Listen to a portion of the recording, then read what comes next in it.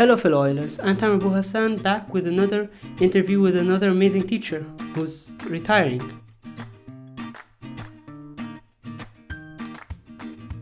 Hello Mr. Gregory, how are you doing today? I'm doing really good, Tamer. Can you tell us a little bit about yourself? Sure. I've been a Californian all my life, although I've visited a few other states here and there. And I got my start in teaching in 1984. So that's when I first started teaching in a town called Linden, California. It's a rural community up in Northern California. I was there for 7 years.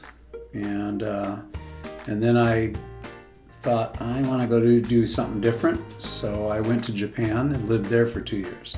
And I helped the Japanese teachers there with their instruction in English and got to travel Japan and other places over there. I came back and did teaching in my own district that I grew up in, which is San Juan Unified School District. And I was there for a while until I met my husband, who's David, and I came down and joined him down in Southern California, which is one of the reasons why I ended up teaching here. This was a district I applied to, and I've been here ever since. That was in 2002 when I joined. A long time. So you've been teaching in Montebello High since 2002? Yeah, so I believe it's about 20 years. 20 years, yeah. 20 years. But overall, how long has your teaching career spanned from? 20 years in Montebello High. Right. I started in 1984. I'm not sure, maybe 38 years? I'm not sure about the math right now, but it's up around 38 years. Yeah, so when I first started. What is one lesson a student taught you? I don't know about a particular student. I was trying to think of something about that because you had told me that was a question I might answer. But I think in general, students overall have taught me the value of just being patient with their learning and also just to be open to humor with them and not take things too seriously. So that's kind of what I've learned from students over the years. What did you major in college? I was in a community college for 3 years, and I kind of took it slow, and I like science, so I did a lot of science, physical sciences there. But then when I transferred to UC Davis, I majored in biochemistry. And I did that as an idea that I would become a medical professional of some sort. But then I changed my mind and I thought I'd get into education. So that's what I ended up doing. So, and you did mention that you had plans of getting into medicine and being a medical personnel, working hands-on, in the field. As what was your plan? More like a nurse, doctor, ER? What were your planning? What was your plan initially? Well, I was thinking more like become a doctor, but I just, as I was working through college or university, I became aware that the kind of time and academic studies that I would have to put in for it to get into the right school and so forth was not something I was interested in doing. However, I did have a love for science, and then also I had some experiences before that I really liked working with young people, and through that I kind of thought, okay, why not become an educator in science? And so that's what led me into doing that. Yeah. It's interesting, plans change. About your experience with young people, can you talk a little bit about that? Yeah, I mean, when I was younger, I grew up as a Christian and was involved in activities of the church. So I worked a lot in the youth program, and then I ended up working with younger children too. And at church, but also my mother was in charge of a what do you call it, a daycare, and they had educational stuff going on. So when I was going to college, and junior college or community college, I would in the afternoons go and work with the young kids there, and I liked it a lot. So that's kind of helped to form my attitude towards maybe I would do well in teaching. Nice, that's nice. So this is gonna be two questions in one. What inspired you to teach chemistry, and why did you choose to teach science to high school students? Why not elementary students? Okay, good questions. As far as to teach science in general, I've always loved science, and I've loved many different levels of science. Kind of early on, astronomy was a love of mine, but then as I was getting into college and high school, chemistry and physics really took up my interest. And I've taught physics at different times. I really love that subject, and it's fun to teach. But then chemistry also is something that a lot of schools need, and so I also taught chemistry. Of course, that was my major, even though I was biochem, it's still chemistry in university, so this is a strong background for me. And so, that's kind of what got me into teaching chemistry. And my passion for science is what, got me into teaching science, which I developed as a young kid, And regarding high school students? Yeah, so I like it, all ages. They're all fun in their own way, but I kind of like the academic and intellectual challenge of working with high school students. I did teach 1 year at middle school, but and that was fun, but it's a whole different kind of person that's developing at that point, and I really wanted to kind of deal with more complex topics and thinking strategies, and that's what I get with high school students. As you bid farewell to Montebello High, what would you say to its staff and fellow teachers? Just try to keep a positive attitude, and take one day at a time. But probably most important is take care of yourself. I know for years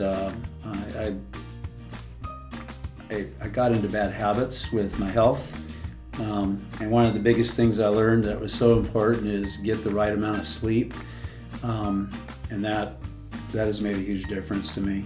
I looked into that, I learned about it, and so I prioritize that. And that's what I tell my students too. Hey, you got to get your sleep, because if you don't get that, everything about all your performances go down. Everything that makes you a human being just goes down if you don't get the proper sleep. So that's one thing I'd recommend to my colleagues. And another, of course, is don't take it too seriously. If something goes bad today, that's today, and the next day, usually things change and you can move on. And so those are a couple things, I guess.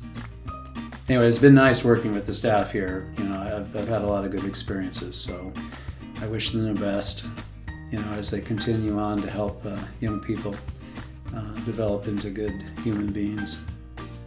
So in summary, today might be a bad day, but tomorrow is always a new day. And yeah, absolutely. When you retire, what moment or memory will you most treasure from your years at Montebello High?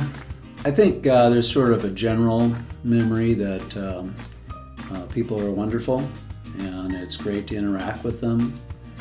And I really will remember a lot of the interactions I've had over the years with students. There was the not so good times, But even in those, you're dealing with, human interaction and how you get the best out of it. And through that, I've, learned to be more patient. So that was good.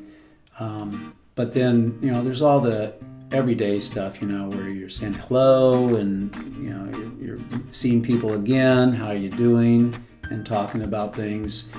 And it was, it's just, as opposed to, a desk job, it's one of the reasons I wanted to go into education is I wanted to be interacting with people. So I'm going to remember a lot about those interactions. So it's more hands-on. Hands-on, but also minds-on, because you're interacting, you're using your mind. You're not like, dealing with something that's inanimate, or... I mean, there's lots of good for a lot of these, people have their loves, and so I'm glad people can deal with an office situation, but or whatever. But I do like the aspect of working interactively with humans. What will you leave behind for the teacher that will not replace you, but take over the class after you? Well, a room full of potential. I don't know what personally I'll leave behind for them, but I mean. There's a lot of things I've amassed in the room there for science, and so the next teacher hopefully will come in and be able to use that to do even better than I was able to do. And I'd like to emphasize, I said this with Mr. Fraser, and I'm gonna repeat it now. Nobody replaces anybody. No teacher replaces any teacher. No person replaces any other person. Every teacher has his or her own way of teaching, style of teaching, and general personality. So that's the thing about the difference and the uniqueness of every teacher. Well, thank you for that. That's Aunt Timmer. So since you're retiring, what do you plan to do next? What are your plans after retirement? Well, right away I plan to enjoy just not having the challenges of having to go to work every day. I can make my day, and each day can be a new day. It can be whatever I feel like I want to engage with, and that'll involve a lot of projects that have been put off for quite a while. And I'd like to enjoy the time to maybe get together with friends, and we have some friends that are retired, so it'd be nice to get together with them, and then kind of chart out the future. I want it to be something where it's going to be kind of fluid. I'm not like I have to have things already. I'm going to take it as it comes. So you're going to skip the plans and the routine of the, daily schedule and daily going to work and teaching and the whole, routine thing, and just plan your way through. Yes. That's very nice, because plans don't always turn out as expected, so always situations arise. You never expect unexpected situations, and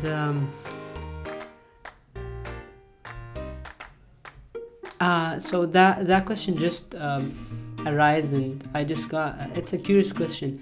How has technology changed teaching? How has it changed your class?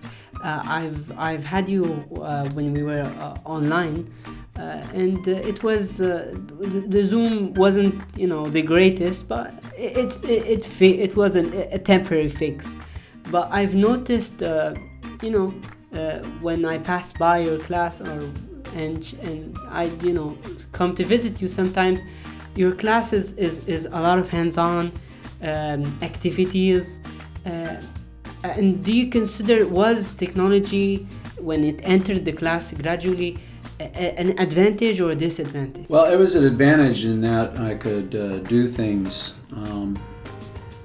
that I couldn't do before.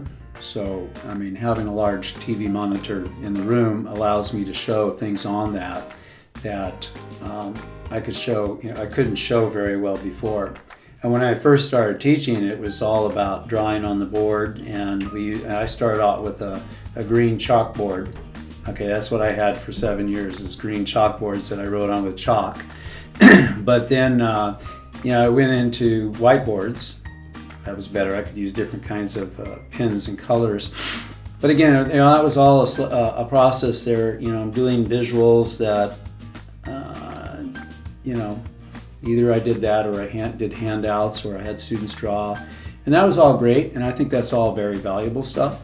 But sometimes, the technology allows you to do things that are actually moving, and you can show different views of what we think like an atom looks like, and what the kind of different levels of electron orbitals look like inside an atom. And so over the years, more and more technologies have become a part of the science classroom, and I've welcomed it. The only thing I don't welcome too much today is the technology that's going on with social stuff, because it's just constantly getting in the way of students, and I really feel sorry for the students these days, because they like it. It's got a lot of good potential, but it's also being so distracting to them that they can't focus and learn as well as students used to. And so one of the things I would say to our students today is see if you can find a way, but that's almost hard to do, because our technology there is now becoming a problem. It's an impediment. So it's getting hard to disconnect. Oh yeah. And I really hope that your generation and earlier, the next generation and so forth, and even the ones that are out there now, are going to find ways to change this around and to make it work so that it really causes people to become better humans instead of just better watchers of a device in your hand. That's definitely true. And regarding the boards and the different perspectives of seeing the atom and all that, it's always better to welcome that kind of innovative and great technology that emphasizes and helps the learning process, because if a teacher or anybody resists technology, at some point it's going to be so hard to resist once it's been widely accepted or widely used and by the other staff members, teachers, whatever the environment or setting is. And I'm just so happy that you welcome technology before it just jumps in without your consent. That's really great. And in conclusion, I would like to thank you for today's interview, and to wish you all luck, the best of luck, and many more days of joy and happiness, and may you enjoy your retirement. And on behalf of the whole school, we'd like to wish you a great retirement and rest, and some much needed restful days after a long career in teaching. Thank you, Tamara. Appreciate it.